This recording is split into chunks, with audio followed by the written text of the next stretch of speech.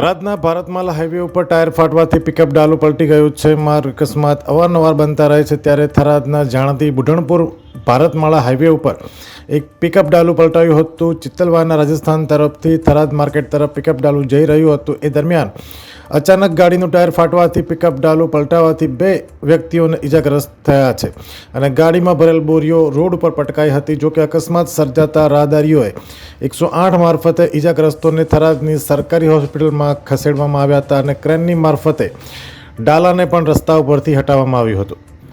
અહેવાલ અરવિંદ પુરોહિત, વાવ, થરાદ.